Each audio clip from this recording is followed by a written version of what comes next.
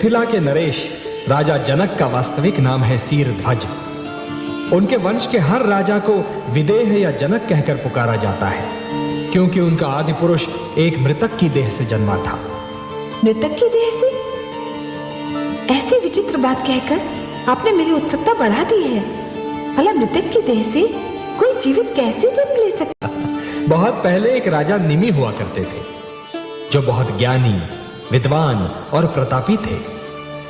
एक बार उन्होंने राजसूय यज्ञ करने का निर्णय लिया महादेवी, और उन्होंने अपने कुलगुरु ऋषि वशिष्ठ को पौरोहित्य के लिए आमंत्रित किया। मैं आपका यज्ञ संपन्न करा के अत्यंत प्रसन्न होता राजन, परंतु क्या करूं, अभी कुछ ही समय पूर्व इंद्र ने मुझे अपने यहां यज्ञ कराने के लिए आमंत्रित किया। इंद्र का यज्ञ संपन्न कराने के पश्चात मैं आपका यज्ञ अवश्य करूंगा।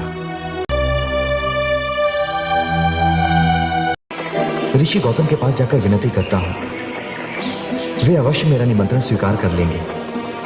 मुझे आपका निमंत्रण स्वीकार है। आपका यज्ञ मैं अवश्य संपन्न करूंगा। प्रणाम ऋषिवर। देवस्य धीमहि धियो यो न प्रचोदयात्।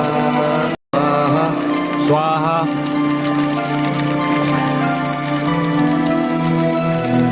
महाराज को हमारे आने की सूचना दें। ऋषिवर की जय हो। महाराज निम्न अभी थक कर विश्राम कर रहे हैं। ऋषिवर, आप आ नहीं सके, इसलिए ऋषिवर गौतम ने ही यज्ञ संपन्न किया। क्या? जाओ, जाकर अपने महाराज से कह दो कि आज के यज्ञ का उन्हें कोई फल नहीं मिलेगा। आज संध्या से पूर्व ही उनकी आत्मा उनका शरीर त्याग देगी। ऋषिवर, ऋषिवर! महाराज, महाराज! दुख तो ये था महादेवी कि राजा निमि बिना संतान के थे। उनके उपरांत उनके कुल का अंत निश्चित था, और उन सब ने मिलकर राजा निमि की मृतदेह से संतान प्राप्ति का अभियान आरंभ कर दिया।